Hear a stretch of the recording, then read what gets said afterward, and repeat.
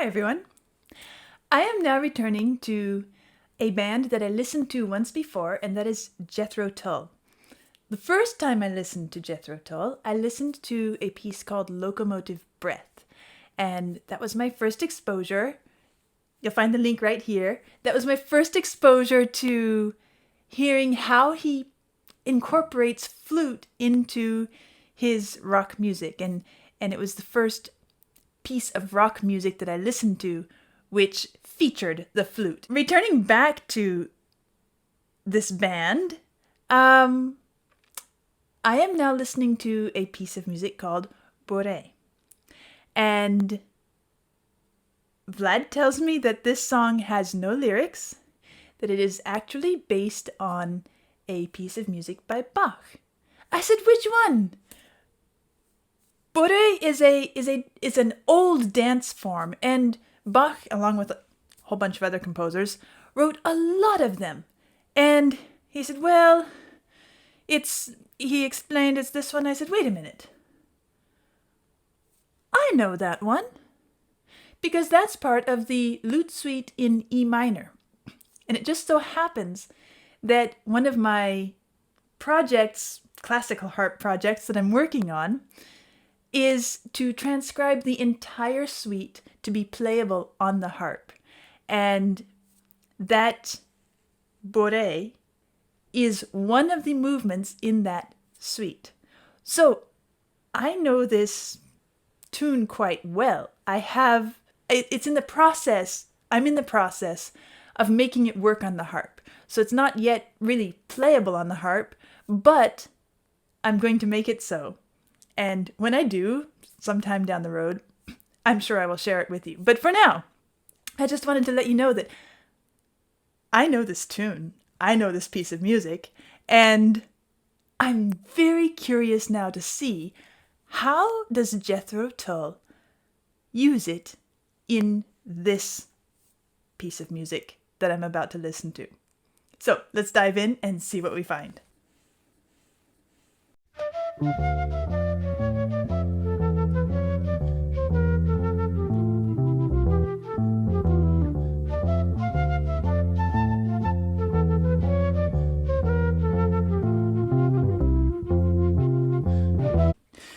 He even puts a little Baroque trill in there.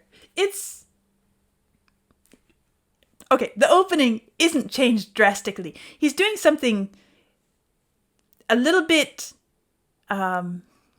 creative, unique. Unique isn't the right word. It's very much like what we do in classical music when we want to add a little bit of extra spice to a passage. And it was very, very common back in this time. We have a fancy name for it, but the idea is that you take a straight rhythm from the way this is written originally, which is bum bum bum bum bum bum bum bum bum, very straight rhythmic style. And now what you hear with Jethro Tull, he's kind of turned it into what we call a triplet style, or you might call it swing. Da-dum bum, da-dum bum, da-dum bum. And this habit, this custom of modifying something which is played straight, and sometimes we switch it up just for variety and spice sake. We call it notes inégales, meaning it's a French term meaning unequal notes. They're no longer straight and cleanly sliced in two. They're now divided unequally, a long and a short. Okay, let's go on.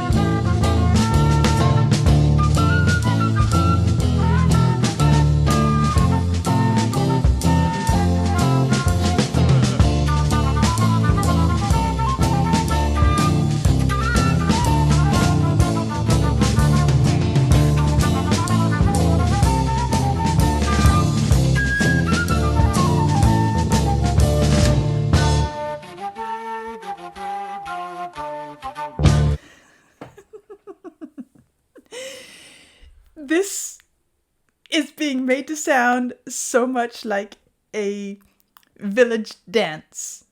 It's, I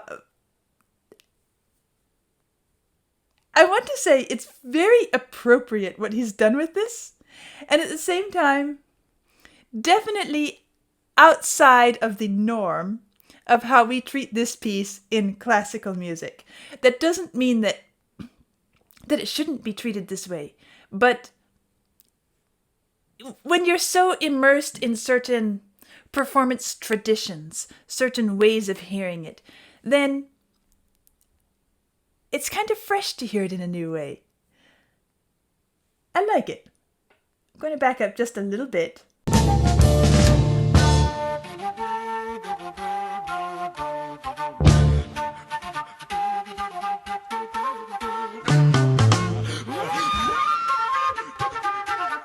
Okay, I guess that's the clearest moment I heard of something that you all have told me about, where he sometimes, when he's playing flute, he's also vocalizing while he plays it. That was, I've heard little bits of it here and there, both in locomotive breath and up until this point. I heard a couple spots in this piece too, but that was the first place where, okay, there's kind of a big demo moment. All right.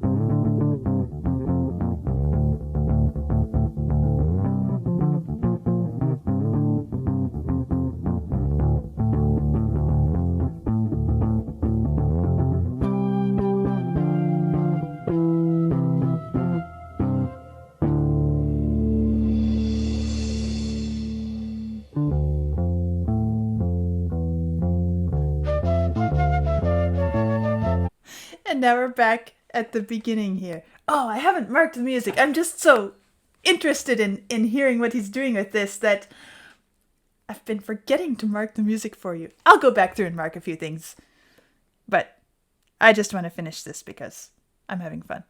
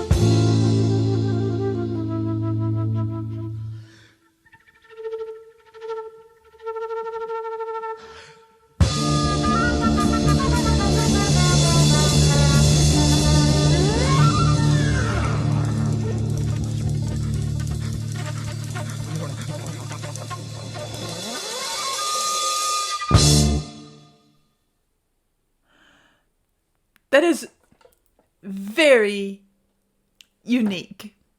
And it works so well. I'm sitting here trying to decide, should I call this a Jethro Tull cover of Bach? Because I can't say that it was an originally conceived composition But at the same time, Jethro Tull has really made it his own. And what I know about Bach, he was, some of you might ask me, would Bach approve? Would he like this? He was very interesting in his approach to composition and music, and kind of old-fashioned. He didn't progress with the stylistic progressions that took place during his life a whole lot. By the time he died in 1750, he was the only significant composer left who was composing in the style in which he did. Everybody else had moved on to more progressive styles, newer developments.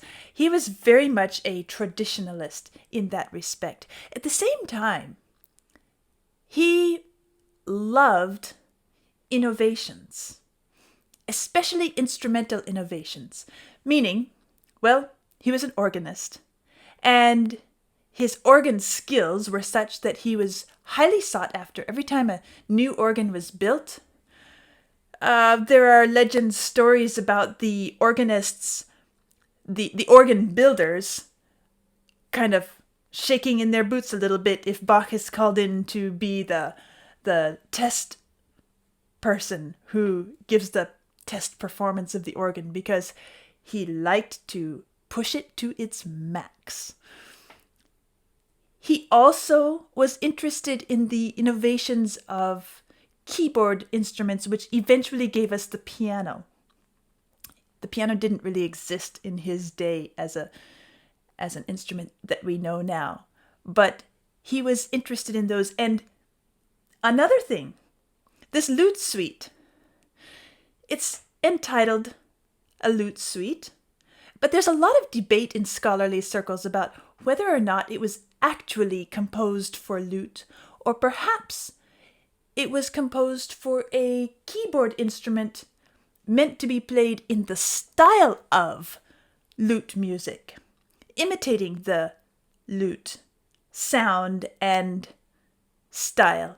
In fact, there was a keyboard instrument in existence back then, which was called the Lautenwerk, which gave a very lute-like sound when you pressed the keys. So all kinds of things that Bach was experimental, creative. He loved pushing the limits. At the same time, he didn't love just following the progression of musical trends. I think he would be curious about this performance, this arrangement, this cover, this adaptation. I guess adaptation is a good word. I don't know if he would say, "Oh, I like it, I think it's great." Maybe he would. But even if he didn't like it, I think he would be fascinated to see yet another way of applying and reinterpreting music. And Bach was a master of adaptation. He did that a lot himself. He would take a piece of music by another composer and then reform it into his own thing. In fact, there's another piece that I do on the harp that I play, which originated with an Italian composer, and it was for orchestra with oboe. And then Bach took it and he adapted it and reformed it to work for keyboard. And then down the road, long ways down the road, I took it from his keyboard version and reworked it to fit the harp. So composers and musicians do this all the time. And it's not stealing, it's not cheating. If you find something that inspires you and that gives you something to work with, then take it and make it your own. And I feel like that's what Jethro Tull has done here in a very nice way. Now, this might be a good place for me to mention also that occasionally somebody on my channel will comment saying, you didn't get it. When I look at a song, the most recent time it came up is with Megadeth. Well, I understand that there are probably things that I don't get about a piece of music, but probably that's because there's more than one way to relate to that piece of music. And that's the beauty of music, is that it can be something different for everybody. And we can even rework it into our own take and make it our own. It can be expanded. It can go this way or that way. It can be flipped upside down. And yet, it can still be a great piece of music. So also with listening. Maybe it means something to you and you get something in the music. Maybe you wish I would get it too. Maybe it means something entirely different to me and I get something different out of it. Maybe I wish you would get the same as well. But regardless, as long as each of us gets something from the music that is meaningful to us, then we can all be happy. So I would like to go back and listen to this song one more time. And then in a few days, after having spent a bit of time exploring the score and seeing how he reworked it in his own way, I'll come back with an in-depth. But let's still go through it one more time together.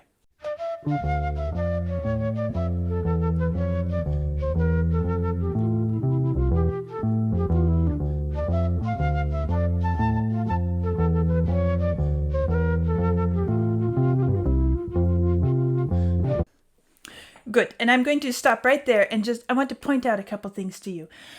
What we have at the beginning, as I mentioned, is not really anything different than what Bach wrote. A little twist on the rhythms, but it's a twist that has been happening for hundreds of years whenever a musician wants to spice up a piece. So from this point here, all the way down to where we just ended here, and you can see the trill. What is a trill? It's when you take a single note and you kind of oscillate back and forth very quickly between it and another note. And it's a very, very, very common feature in music of Bach's time and even a lot later. But it was used very commonly as you're coming to the end of what we call a phrase, which is rather like a phrase in speech or written word, where there's a pause, there's a place to catch your breath before you go on. And trills seem to work very well in that moment, and so this is a very classic, traditional use of that little ornamental decorative feature. All right, now going on, let's keep listening because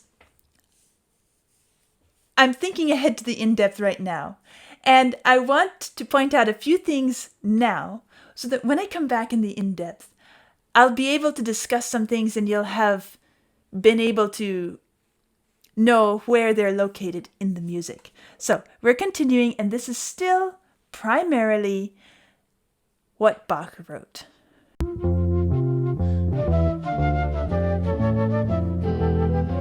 Now, what he didn't write is the second flute part. That's an added part. So that's a bit like taking a solo piece by a composer and then expanding it to be more ensemble suited, orchestral suited, where you can leave the original. And at the same time, you can weave in another part of your own making that works with the original. That's what's happening right here.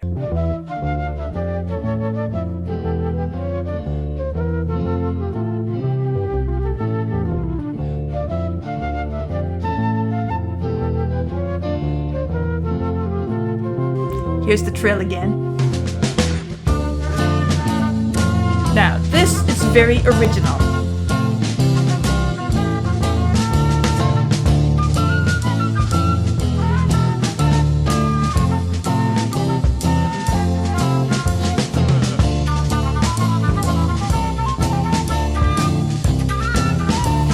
variation on what came before.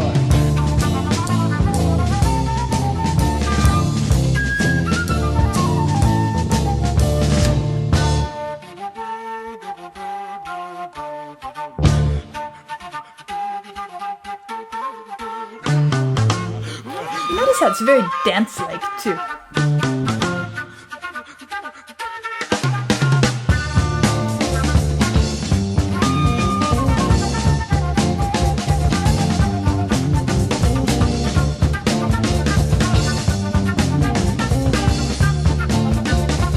I guess I would say this particular set here sounds the most original to me in the whole portion of the piece.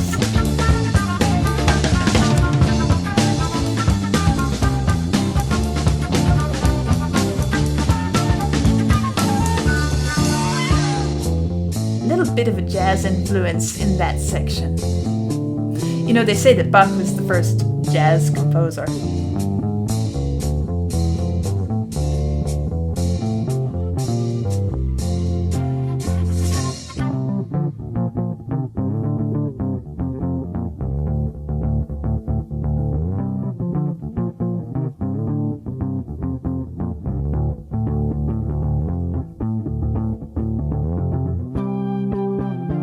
Little interlude happening right here, kind of a transition to bring us back, and we get back to the original melodic shape coming up right here. With this counter melody happening in the other flute.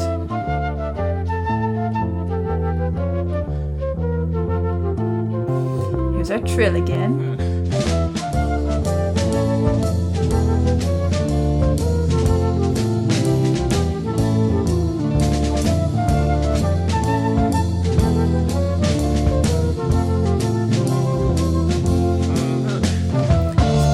Pastoral quality in this part, where the triplets are just flowing along.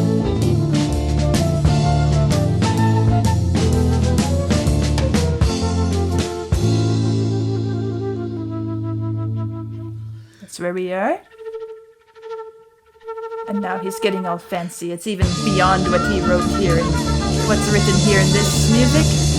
He's doing extra stuff. It's his little cadenza moment.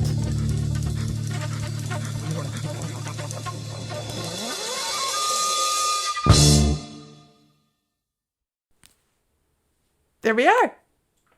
All right, that was fun. I enjoyed it a lot. Very interesting to me. I will come back in a few days and record the in-depth portion, and you will find that link right here. Check it out, and let's see what we can discover in this music together. I'll see you soon.